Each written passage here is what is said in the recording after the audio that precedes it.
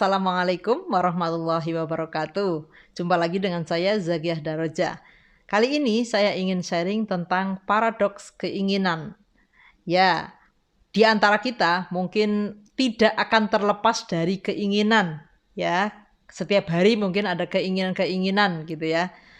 Di satu sisi, keinginan itu yang akan membuat kita itu bertumbuh, membuat kita itu berkembang, membuat kita itu ada kemajuan. Ya, mungkin ingin lebih pandai gitu ya, mungkin ingin penghasilannya lebih besar, ingin rumah baru gitu ya, ingin punya kendaraan, ingin bisnisnya lebih maju, ingin karirnya lebih bagus dan lain sebagainya. Itu keinginan-keinginan yang barangkali ada ya di dalam diri kita. Mungkin berbeda-beda keinginan kita, tetapi pasti ada ya keinginan kita.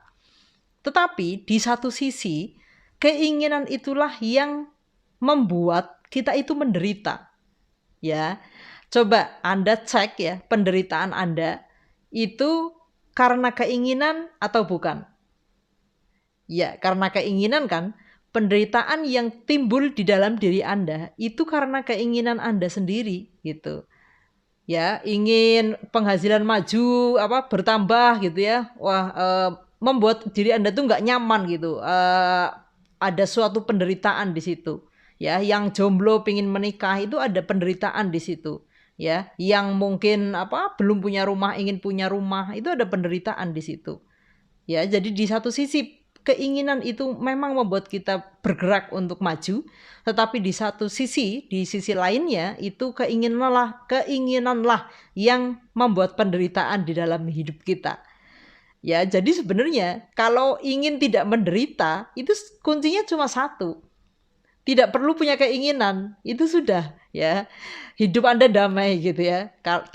Ketika Anda tidak memiliki keinginan, penderitaan itu tidak akan hadir di dalam diri Anda. Nah, masalahnya, apa mungkin manusia itu tidak punya keinginan? Nah, ini yang susah atau mungkin tidak bisa kita hindari ya. Nah, yang namanya kita manusia hidup, memiliki nafsu gitu ya, itu pasti punya keinginan. Nah, bagaimana caranya agar keinginan ini tidak menjadi sebuah penderitaan buat kita? Untuk bahagia kan kita mesti menerima, ya kan? Orang yang susah untuk bahagia itu pasti susah juga untuk menerima. Tidak ada penolakan-penolakan di dalam dirinya tentang suatu hal apapun gitu ya. Nah, agar bahagia itu kita itu mesti mampu untuk bisa menerima. Berarti ketika menerima kan tidak ada keinginan tuh. Ya sudahlah saya begini gitu kan, nggak ada keinginan. Nah, tetapi yang namanya manusia itu pasti punya keinginan. Menerima itu tidak akan total gitu ya. Kita tidak akan total untuk bisa menerima ketika kita masih punya keinginan-keinginan. Ya, kita tidak bisa menerima saat ini gitu ya. Kita tidak bisa menerima kondisi kita saat ini itu karena kita masih ada keinginan. Nah, berarti bagaimana nih agar kita yang mungkin masih punya keinginan tetapi kita tidak menderita karenanya? Memang menerima ini adalah kunci untuk kita bisa bahagia. Teman-teman yang senang belajar pemberdayaan diri, ya, senang belajar spiritual, pasti kunci pertamanya adalah acceptance atau penerimaan. Tanpa penerimaan, kita tuh tidak akan ada pertumbuhan di dalam jiwa kita. Kita akan terus menolak, kita akan terus merasa kemerungsung dan sebagainya. Nah, ketika kita belajar untuk menerima, itu bagus gitu. Itu adalah salah satu langkah untuk kita itu memiliki kedamaian di dalam jiwa kita ya, memiliki kebahagiaan di dalam diri kita. Itu kunci utamanya memang menerima. Tetapi menerima ini tidak bisa terus kita pupuk terlalu dalam gitu ya. Sehingga kita akan bukan lagi menerima, tetapi malah justru menjadi fatalis. Ya, kita tidak memiliki dorongan untuk melakukan sesuatu untuk pertumbuhan diri kita dan hidup kita. Nah, itu kesalahannya kebanyakan ketika kita kebablasan ya. Itu seperti itu, jadinya bukan menerima lagi tetapi menjadi fatalis.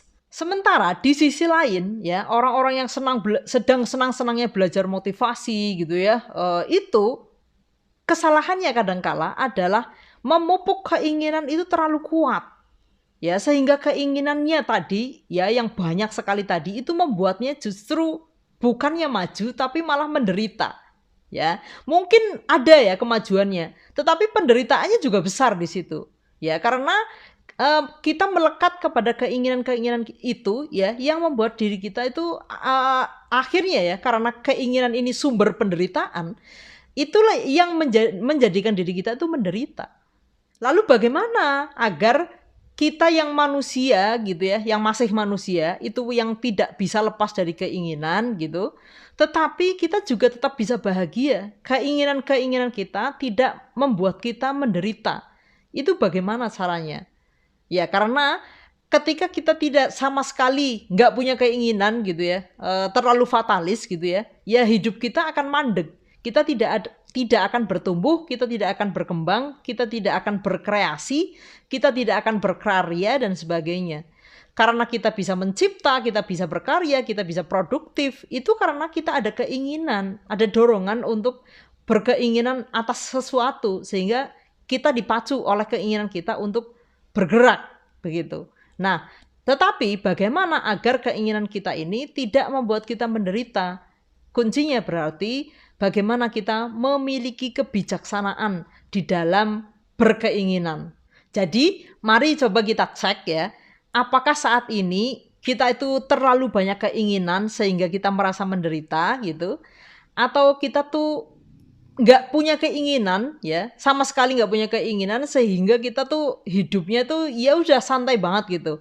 Kitanya santai, orang-orang di sekitar kita yang mungkin akan menjadi gemes kepada kita ya. Ya mungkin suami kita atau istri kita atau anak kita itu yang akan jadi gemes karena kita tuh terlalu santai gitu menjalani hidup ini tanpa keinginan ya, tanpa punya rasa tanggung jawab untuk memenuhi kebutuhan orang-orang di sekitar kita gitu ya, mungkin karena saking kita mengalirnya di dalam hidup gitu. Nah, kita coba pilih apakah kita di sisi yang satu ya, terlalu banyak keinginan sehingga kita tuh kemerungsung terus hawanya ya, setiap hari pikirannya penuh gitu ya, hatinya terlalu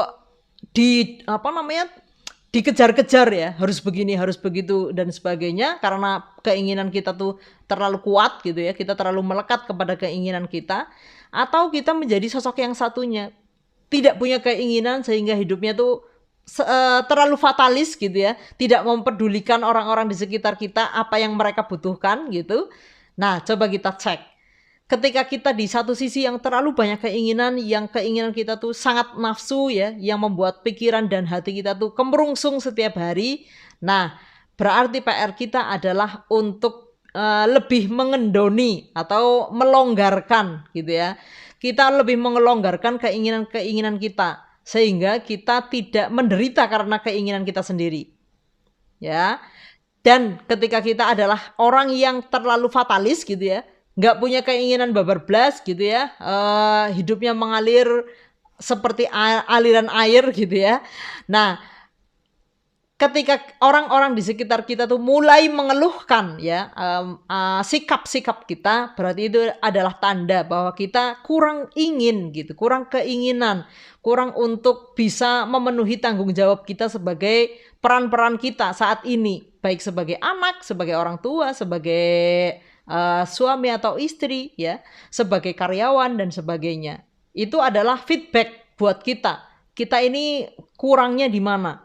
Nah, ketika kita orang yang terlalu banyak keinginan gitu ya, dan agar keinginan kita itu tidak membuat kita menderita, kita tidak fokus kepada hasilnya, tetapi kita fokus kepada proses yang kita jalani. Kita nikmati prosesnya.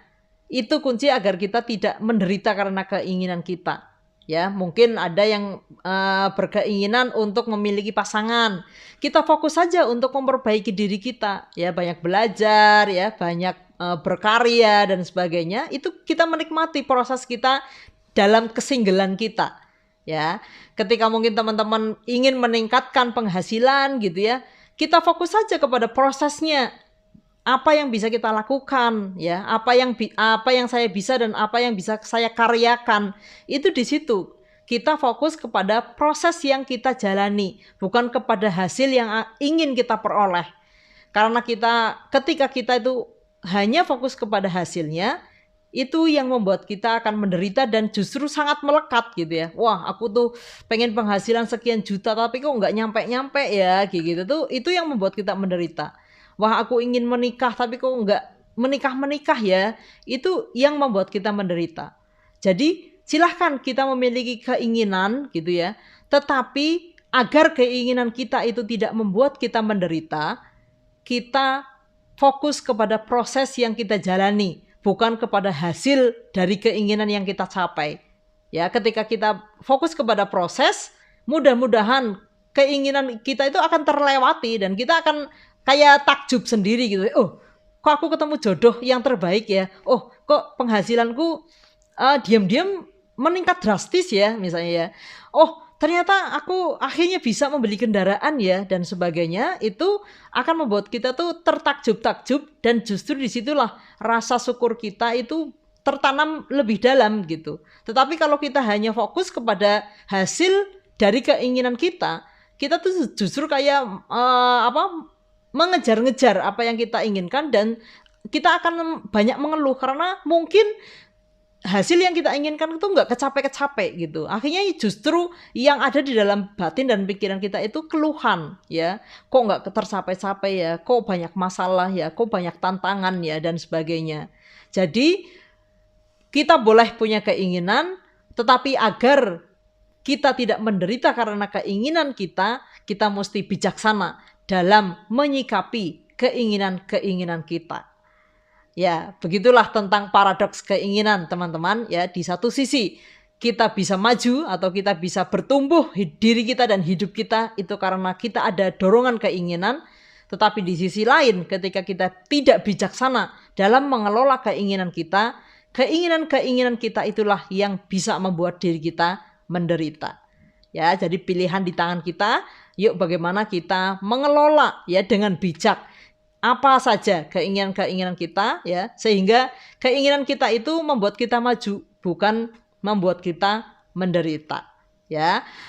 Mungkin demikian sharing saya kali ini. Terima kasih untuk sudah menyimak, semoga bermanfaat. Sampai ketemu di video selanjutnya. Wassalamualaikum warahmatullahi wabarakatuh.